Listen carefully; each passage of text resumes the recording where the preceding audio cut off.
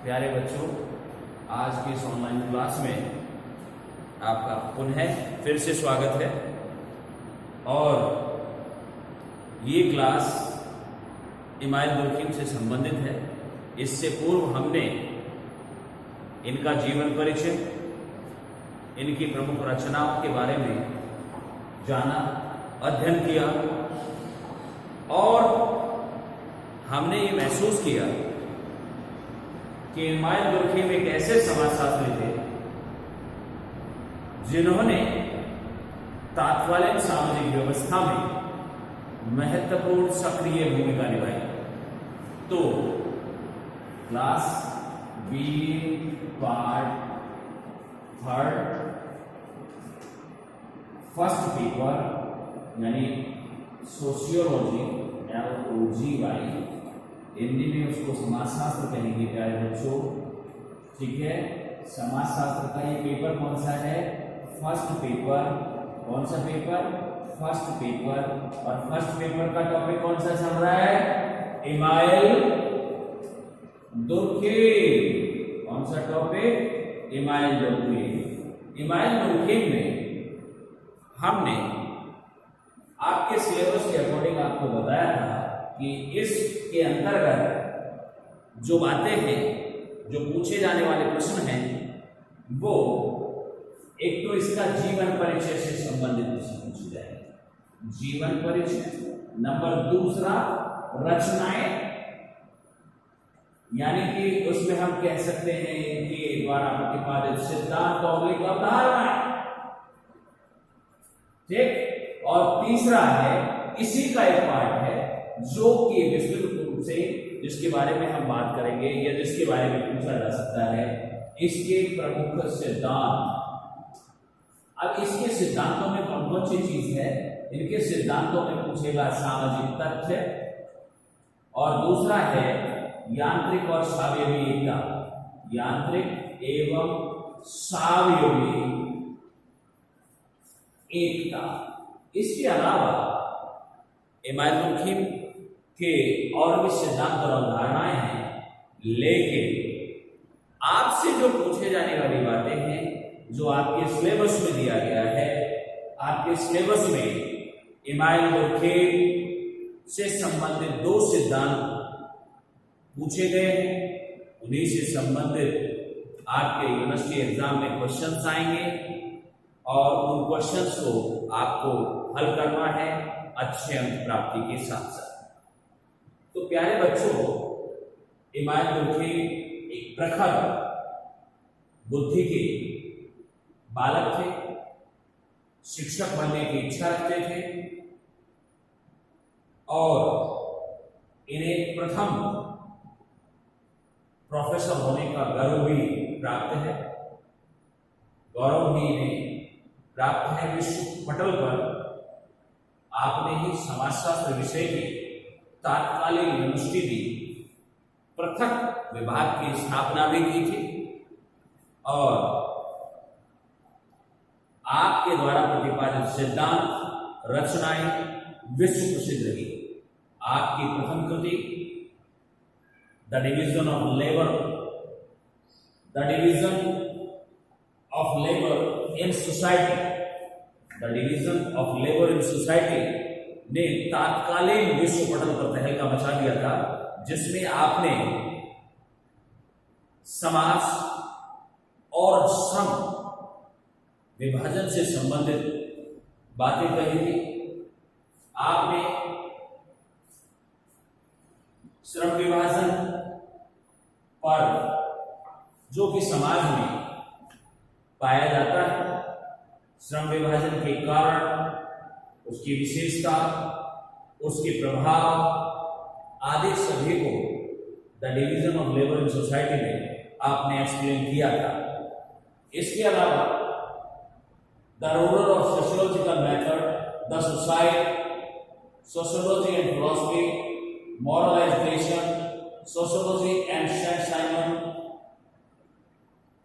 आदि प्रमुख सिद्धांत आपके द्वारा अपनी रचनाओं में प्रतिपादित थे। आपकी ये रचनाएं तात्कालीन समय में महत्वपूर्ण स्थान रखती और इन रचनाओं के कारण ही सामाजिक व्यवस्था में क्रांतिकारी परिवर्तन देखने को मिला। इसीलिए एक समाजशास्त्री होने के नाते दुर्खेल को विश्व के श्रेष्ठ समाजशास्त्रियों में गिना जाने लगा। इमानुएल दुर्खेल ने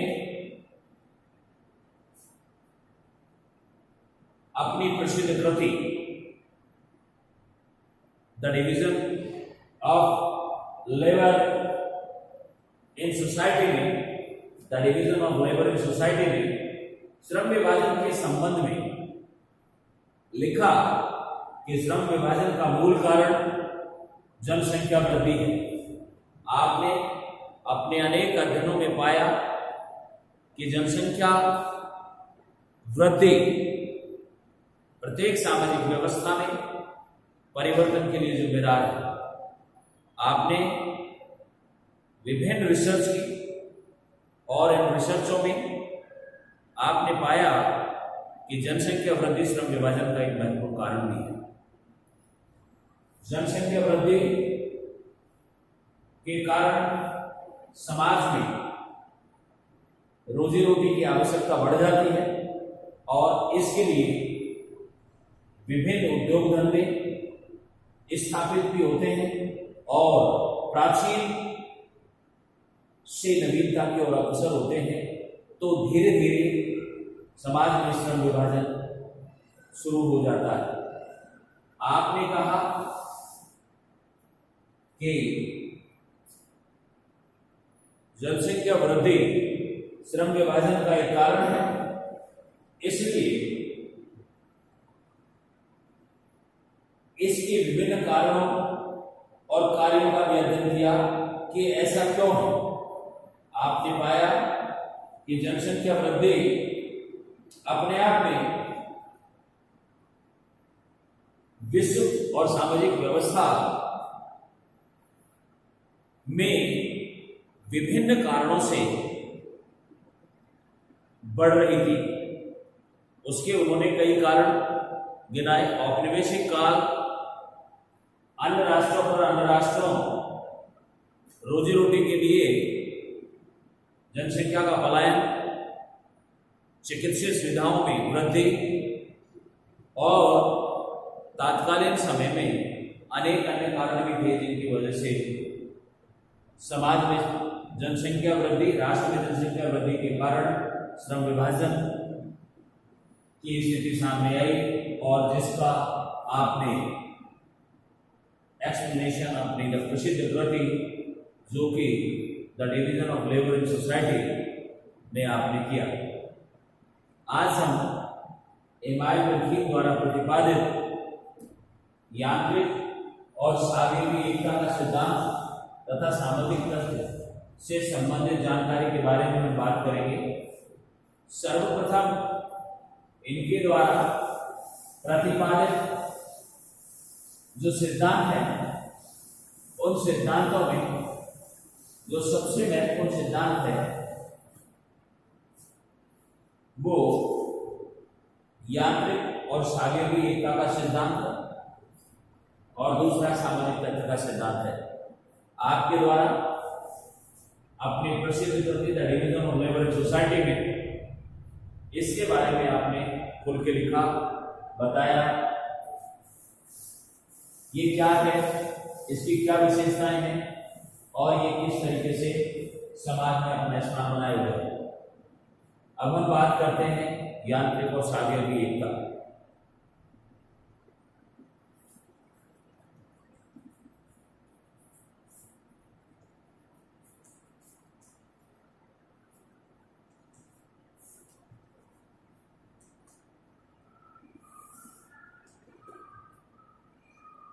इमानुएल दुर्खेल एक ऐसे समाजशास्त्री थे जिन्होंने समाज का गहन अध्ययन किया। जिन्होंने क्या किया? समाज का गहन अध्ययन किया और पाया कि आदिम काल से वर्तमान काल के मध्य सामाजिक व्यवस्था अनेक परिवर्तनों के दौर से गुजरी। आपने दोनों सामाजिक व्यवस्थाओं में दो प्रकार के गठबंधन, दो प्रकार के कारण बताए जिनकी वजह से समाज, राष्ट्र और संबंधित क्षेत्र में एकता या जुड़ाव रहा। आज हम सर्वप्रथम यांत्रिक एकता की बात करेंगे। यांत्रिक एकता, यांत्रिक एकता कम जनसंख्या वाले क्षेत्रों में, छोटे समाजों में और जहां जनसंख्या घनत्व कम हो वहां पाई जाती है। ये छोटे से भौगोलिक क्षेत्र में बसे हुए लोगों के मध्य होती है, जिनकी आवश्यकताएं भी बहुत सीमित होती है, एक जैसी होती है और व्यक्ति का व्यक्तित्व स्वतंत्र नहीं होता। वह समूह के व्यक्तित्व में घुल मिल जाते हैं और इस प्रकार की एकता में दुर्खेल ने कहा कि इस प्रकार के समाजों में श्रम के विभाजन का अभाव तथा न्यूनतम या अल्प होने के कारण विभिन्न क्षेत्रों में एक रूपता पाई जाती है। तो आपने कहा कि इस प्रकार की एकता कम जनसंख्या घनत्व वाले क्षेत्र, कम जनसंख्या, एक निश्चित भौगोलिक क्षेत्र,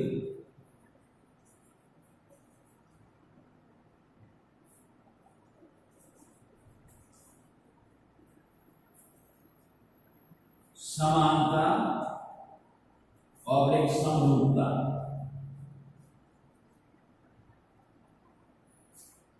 कम जनसंख्या घनत्व,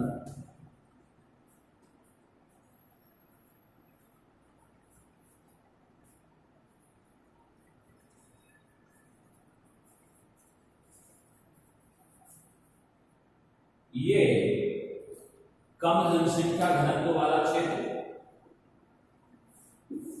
और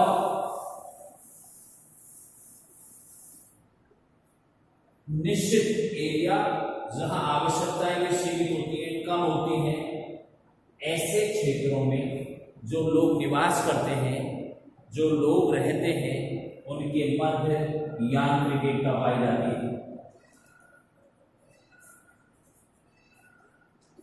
इसमें अपराध और दंड का सख्ती से पालन किया जाता है। कहने का मतलब है आदिम समाजों में इस प्रकार की एकता का प्रचलन था। यांत्रिक एकता आदिम समाजों में प्राय पाई जाती थी या ऐसे समाजों में पाई जाने वाली एकता है जिसमें कठोर दंड और अपराध के लिए निश्चित दंड की व्यवस्था है। ऐसा क्षेत्र जहां कम जनसंख्या निवास करती हो, जिनकी आवश्यकताएं सीमित हो, उनके लोगों के मध्य पाए जाने वाली एकता यांत्रिक एकता कहलाती है। यांत्रिक एकता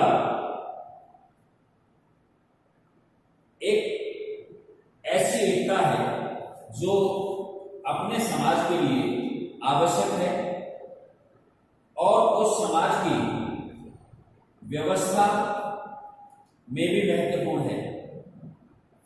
यांत्रिक एकता के माध्यम से संबंधित समाज विकास की सीढ़ियों को बढ़ता है और अपने क्षेत्र, समुदाय, समाज और निश्चित भौगोलिक क्षेत्र के विकास में उसके अपने नियम, कानून और अपनी प्रमुख विशेषताएं होती हैं। रीति रिवाज, प्रथाएं, उनका कठोरता से पालन किया जाता है। तो कहने का मतलब है यांत्रिक एकता ऐसी एकता है जो एक निश्चित भौगोलिक क्षेत्र में, कम जनसंख्या घनत्व वाले क्षेत्रों में जिनकी आवश्यकताएं सीमित हों, ऐसे क्षेत्रों के लोगों के मध्य पाए जाने वाली एकता यांत्रिक एकता कहलाती है। इसके ठीक विपरीत सावयवी एकता विस्तृत भौगोलिक क्षेत्र और जटिल सामाजिक व्यवस्था, आधुनिक प्रौद्योगिक समाजों में इस प्रकार की एकता पाई जाती है। ऐसी एकता अधिक जनसंख्या वाले क्षेत्रों में जहां जनसंख्या घनत्व भी अधिक हो पाई जाती है। यह सावियवी एकता विभिन्न प्रकार से आधुनिक समाजों में प्रमुख रूप से मिलती है। इसमें मानव व्यवहार, कानून, नैतिकता और सामाजिक बंधन ये अलग तरीके के होते हैं।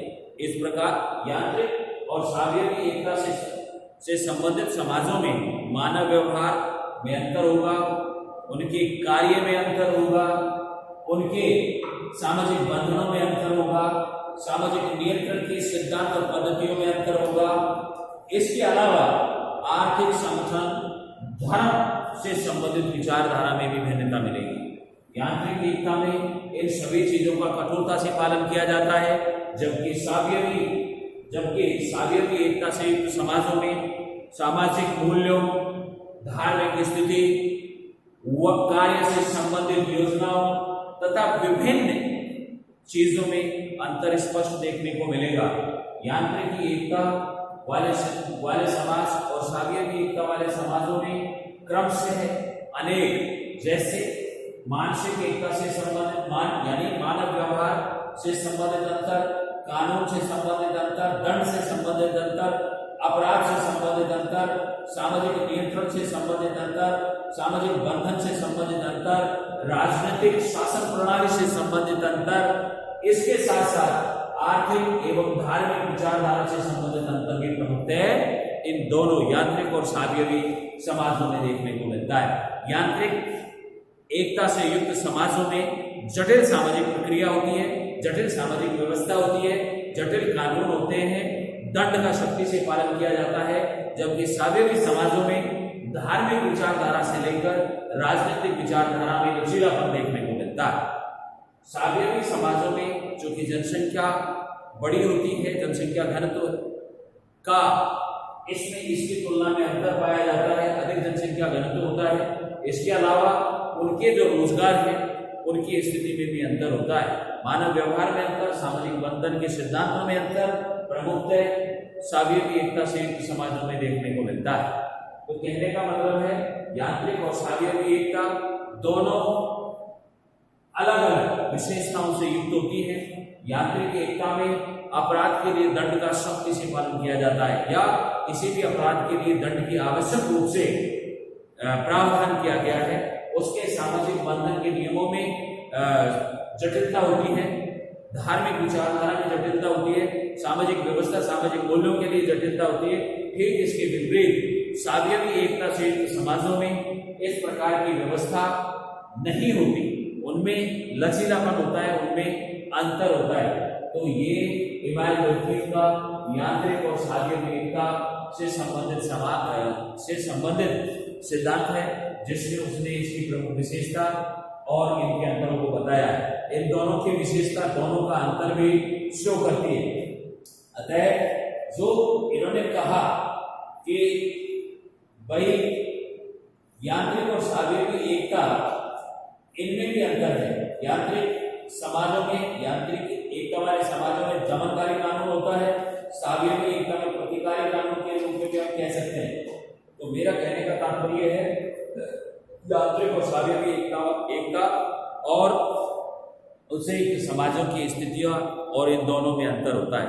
अब आप इस चीज को इस तरह समझ रहे होंगे कि यांत्रिक एकता किन समाजों में पाई जाती है, छोटे समाजों में, ग्रामीण समाजों में, या कम जनसंख्या वाले समाजों में जो एकता पाई जाती है वो यांत्रिक एकता कहलाती है। सावियवी एकता वाला जो समाज है उसका भौगोलिक क्षेत्र बड़ा होता है, जनसंख्या घनत्व अधिक होता है, जनसंख्या अधिक होती है और उनके सामाजिक बंधन लचीले होते हैं, धार्मिक विचारधारा में लचीलापन होता है, दंड का प्रावधान भी लचीला होता है। जबकि यांत्रिक एकता में या यांत्रिक एकता से संबंधित समाजों में दंड का प्रावधान कठोर होता है, सामाजिक बंधन भी कठोर होते हैं। इसके अलावा धार्मिक विचारधारा पूर्णतः रूढ़िवादी समाज से, रूढ़िवादी सोच से भी जुड़ी हुई होती है और अपराध के लिए कठोर दंड की व्यवस्था भी होती है। तो ये यांत्रिक और सावियवी एकता से समाजों की विशेषता और यांत्रिक और सावियवी समाजों में अंतर, जो अभी हमने आपको एक्सप्लेन किया। कल हम देखेंगे सामाजिक तथ्य क्या है, और सामाजिक तथ्य किस प्रकार इसे इमानुएल मुल्किम ने एक्सप्लेन किया। तो प्यारे बच्चों, अभी तक हमने जो इमानुएल मुल्किम जो कि आपका यूनिट फर्स्ट का सेकंड चैप्टर है, मैंने आपको पूर्व में भी बताया इसमें कुल कितने चैप्टर हैं। इसमें चैप्टर है नंबर 1 कार्ल मार्क्स, नंबर 2 कौन सा जिसे हम पढ़ रहे हैं इमानुएल मुल्किम, कौन सा इमानुएल मुल्किम। नंबर 3 कौन सा है मैक्स वेबर, कौन सा है मैक्स वेबर। अब हमें इस यूनिट में सबसे अधिक अंक प्राप्ति के लिए क्या करना है, इनको अच्छी तरीके से समझना है। कार्ल मार्क्स को हमने सबसे पहले आपको बताया, इन तीनों में एक जो चीज कॉमन है जिससे छोटे प्रश्न आवश्यक रूप से पूछे जाएंगे, इन्हें आपको आवश्यक रूप से याद रखना है, जो इनका जीवन परिचय से संबंधित होंगे। और दूसरा इनकी रचनाएं, कोई भी रचना दे दी गई, the division of labour in society, पुस्तक के राइटर का नाम क्या है, अभी मैंने आपको बताया इमानुएल मुल्किम, ठीक है। द होल फैमिली किसकी कृति है, कार्ल मार्क्स की। तो इस तरीके से या कार्ल मार्क्स का नाम दे दिया, कार्ल मार्क्स की कोई दो प्रमुख कृति, कार्ल मार्क्स की कोई दो प्रमुख सिद्धांत, इमानुएल मुल्किम की कोई दो प्रमुख सिद्धांत, इमानुएल मुल्किम की कोई दो प्रमुख कृति, या कोई दो कृति दे दी और आपसे पूछ लिया गया कि ये किनकी कृति है। तो आपको इनकी रचनाएं और जीवन परिचय के बारे में सामान्य जानकारी मैं आपको दे चुका हूं, और मैं उम्मीद रखता हूं कि आपको ये याद भी होगा। इसके अलावा इनके जो सिद्धांत हैं, इनके सिद्धांत और अवधारणाएं उनको भी पूछा जा सकता है, एक दूसरे से ये रिलेटेड होती हैं। जैसे कार्ल मार्क्स के लिए अपने क्या था, कार्ल मार्क्स के लिए था द्वंद्वात्मक भौतिकवाद, कौन सा था, द्वंद्वात्मक भौतिकवाद का सिद्धांत, और दूसरा था वर्ग एवं वर्ग संघर्ष का सिद्धांत, वर्ग एवं वर्ग संघर्ष का सिद्धांत, ठीक है। इसी प्रकार इसमें भी इमानुएल मुल्किम में जो आपके सिलेबस में है वो यांत्रिक और शारीरिक एकता का सिद्धांत, और दूसरा है सामाजिक तथ्य। तो प्यारे बच्चों, अभी तक हमने इन दोनों का जीवन परिचय, रचनाएं और सिद्धांतों के बारे में जानकारी प्राप्त की। कार्ल मार्क्स के दोनों सिद्धांतों को हमने पढ़ा, द्वंद्वात्मक भौतिकवाद याद होगा पदार्थ को कहता है, वाद प्रतिवाद और संवाद की स्थिति को कहता है। दूसरा वर्ग एवं वर्ग संघर्ष का सिद्धांत, कार्ल मार्क्स कहता है कि समाज में हमेशा से दो वर्ग रहे, शोषक और शोषित वर्ग, याद आया उसे कार्ल मार्क्स ने एक्सप्लेन किया। और वर्गों में संघर्ष का मूल कारण क्या माना इसने, अतिरिक्त मूल्य माने लाभांश, और इसी के कारण वर्गों में संघर्ष हुआ। तो कहने का मतलब है द्वंद्वात्मक भौतिकवाद और वर्ग और वर्ग संघर्ष का सिद्धांत जरूर यूनिवर्सिटी के एग्जाम में पूछे जाते हैं। इसी तरीके से इमानुएल मुल्किम का जन्म कहाँ हुआ, इमानुएल मुल्किम की कौन कौन सी प्रसिद्ध कृति है, उनकी प्रमुख प्रसिद्ध कृति कौन सी है जिसकी वजह से उन्हें वर्ल्ड फेमस हुआ, the division of labour in society, यानी समाज में श्रम विभाजन, ठीक है, द सोसाइटी। इन्होंने बहुत सारी अनेक ग्रंथों की रचना की, जिनमें से इनके अनेक प्रिय सिद्धांत हैं। पहला सिद्धांत यांत्रिक और शारीरिक एकता का सिद्धांत, दूसरा सिद्धांत सामाजिक तथ्य का सिद्धांत। तो आपने अभी हमने पढ़ा यांत्रिक और शारीरिक एकता का सिद्धांत। यांत्रिक एकता किन समाजों में पाई जाती है, शारीरिक एकता किन समाजों में पाई जाती है।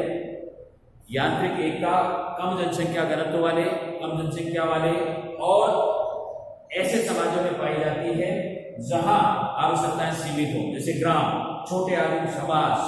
जबकि शारीरिक एकता विस्तृत भौगोलिक क्षेत्र, अधिक जनसंख्या आदि ऐसे क्षेत्रों में पाई जाती है। यांत्रिक एकता में अपराध के लिए दंड का सख्त प्रावधान है, इसकी धार्मिक विचारधाराएं, सामाजिक बंधन अलग तरीके के हैं, यानी कठोर हैं। जबकि शारीरिक एकता से समाजों में इस प्रकार के बंधन लचीले हैं और इसमें अपराध के लिए दंड का प्रावधान भी लचीलेपन को लिए हुए है। ये प्रमुख इनकी विशेषताएं भी कह सकते हैं और इन दोनों के मध्य पाए जाने वाले अंतर भी हम कह सकते हैं। तो प्यारे बच्चों, आज हमने इमानुएल मुल्किम का जो पहला सिद्धांत था यांत्रिक और शारीरिक एकता का सिद्धांत, उसे पढ़ा। कल हम इससे संबंधित क्या पढ़ेंगे, कल हम इससे संबंधित पढ़ेंगे सामाजिक तथ्य को। है, और एक एक चीज हमें याद होनी चाहिए। इसी तरीके से उसके बाद होगा मैक्स वेबर की जीवनी, मैक्स वेबर की प्रमुख रचनाएं और मैक्स वेबर द्वारा प्रतिपादित सिद्धांत। ये आपकी इस तरह यूनिट ए हो जाएगी। और ए यूनिट में से जो प्रश्न पूर्व में पूछा गया है, जैसे अगर पूर्व में पूछा गया हो बंधनात्मक भौतिकवाद का सिद्धांत, तो इस बार का सिद्धांत आ सकता है। यांत्रिक और सांख्यिकी से संबंधित प्रश्न पूछा जा सकता है। इसके अलावा सामाजिक तत्व के संबंध में भी प्रश्न पूछा जा सकता है। तो प्यारे बच्चों, जो भी हम पढ़ रहे हैं, जो भी हम समझ रहे हैं, उसे अच्छी तरह समझते हुए चले। नेक्स्ट क्लास के लिए सामाजिक तत्व। Thank you.